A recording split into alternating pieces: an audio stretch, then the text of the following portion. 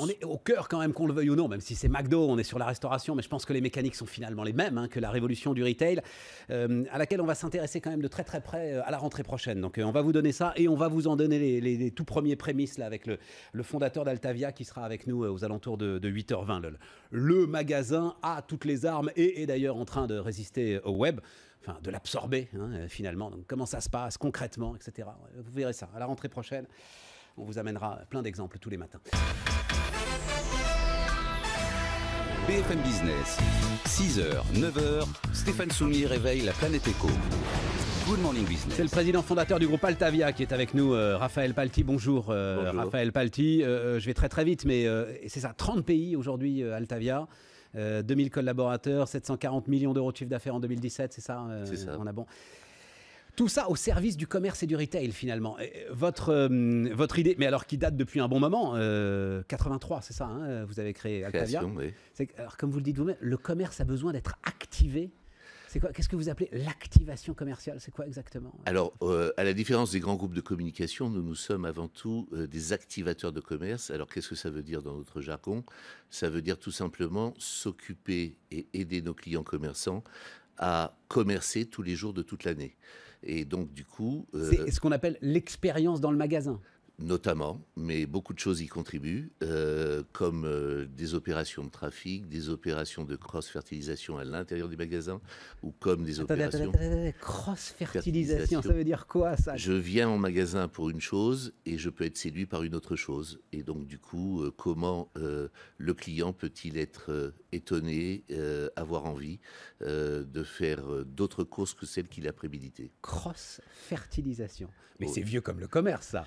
On y met un mot un peu pompeux pour oui, augmenter les prix, mais... rien n'est inventé, rien n'est inventé. Tout existait sous Rome, sous la Grèce antique, etc. Mais bien sûr. Là, qu'est-ce qui se passe par rapport... Parce qu'évidemment, on pense au rapport à Internet. Et à un moment, on lisait partout, ça y est, le magasin est mort. Oui. Bon, il est loin d'être mort, le magasin. Très loin, très très loin. Aujourd'hui, et comme tout le monde le sait, aux États-Unis, l'an dernier, le e-commerce n'a représenté que 11,5% des ventes de commerce américains. Il faut le marteler, ça. Donc ça fait beaucoup plus de bruit que ça ne l'est. Et du coup, tout le monde s'accorde à dire, a priori, qu'à 15 ans d'ici, le e-commerce ne représentera jamais plus de 25% de part de marché du commerce mondial. Du coup, 75% reste au commerce physique. Par contre, le commerce physique de demain, c'est pas celui qu'on connaît aujourd'hui. Et précisément, c'est tout le jeu et tout l'enjeu d'une maison comme la nôtre que d'aider nos clients à se transformer. C'est ça qu'a compris, alors je ne sais pas, je veux dire, notre plus grand génie commercial aujourd'hui qui est Jeff Bezos, vous êtes d'accord avec ça, le fondateur d'Amazon?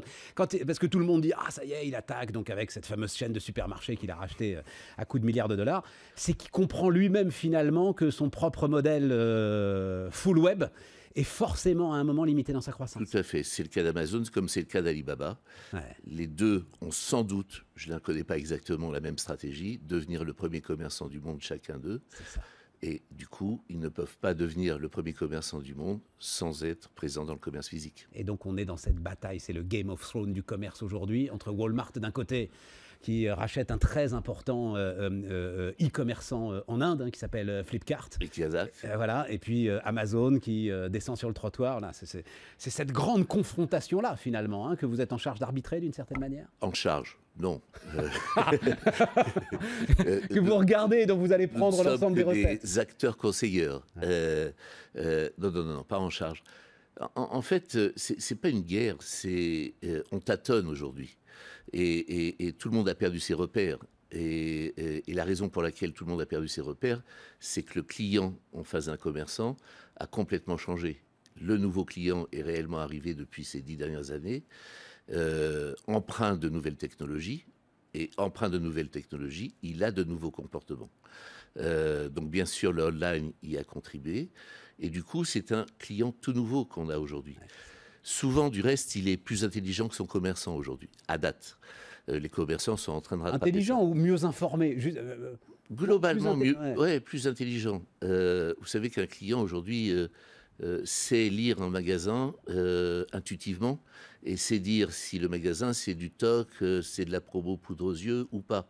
Et il arrive à capter tout un tas de signes qui font que aujourd'hui, c'est devenu un expert de sa consommation à son plus grand profit, mais du coup, ça devient un professionnel de la consommation. Et c'est l'ensemble de ces codes que vous importez finalement dans le magasin. C'est l'ensemble de cette grille de lecture là que vous essayez d'importer dans le magasin. D'une part, et d'autre part, la vraie quête aujourd'hui, c'est essentiellement de retrouver le lien client, de retrouver le lien et de se remettre en lien avec son client. Et donc maintenant, la grande idée, c'est omnicanal, voilà, ou figital, enfin, allez, employez les mots que vous voudrez. Donc en fait, c'est une fusion que le client lui-même finalement a faite en entrant dans le magasin avec son smartphone. Lui-même, en fait, importe le web dans le magasin aujourd'hui. Absolument. Le client est un client aujourd'hui augmenté. Et du coup, comme il est augmenté et plus intelligent, il va chercher dans le magasin à la fois son plus grand profit, son gain de temps, mais aussi son plaisir. Moi, il y a un truc que j'oublie pas, là, qui est un chiffre récent de notre laboratoire d'observation des comportements clients aujourd'hui, qui s'appelle Altavia Shoppermind. J'oublie pas le chiffre, en fait, qui tombe sous le sens. C'est que le plus vieux commerçant du monde est sans doute le plus aimé du monde encore aujourd'hui. Celui qui obtient le plus grand taux de satisfaction de la part des clients reste le marché traditionnel. Et c'est par rapport à votre sujet précédent, c'est juste une interrogation. Le marché traditionnel n'a jamais eu de carte de fidélité. Mais il a un commerçant qui incarne ça. Il a un gars qui nous parle. C'est ça. Exactement. La vie, quand même la passion. Oui. Et puis la roublardise aussi. Il est aussi capable de nous faire avaler. Spectacle, ça fait partie de l'expérience, ça fait partie de l'échange, du partage. Un mot. Et puis, de toute façon, on se reverra parce que, je le disais tout à l'heure, j'avais l'idée que, justement, on rende compte, cette transformation du retail, il faut la raconter au quotidien. Absolument. Donc, on va essayer de faire ça ensemble. Mais vous rachetez des agences en Corée, en Italie, en Turquie, au Canada. Je n'ai pas pu tout noter sur l'ensemble des pays. Pourquoi ? Parce que ça évolue partout dans le monde. Vous allez chercher des clients partout dans le monde. Les tendances se dessinent aujourd'hui partout dans le monde. Il semblerait, restons prudents, qu'on sache faire des choses que d'autres ne savent pas faire. Et du coup, c'est vrai qu'on a d'énormes opportunités ailleurs que sur notre marché d'origine. Bon, on a commencé il y a une vingtaine d'années quand même à aller à l'extérieur. Et aujourd'hui, on est partout présent effectivement en Europe.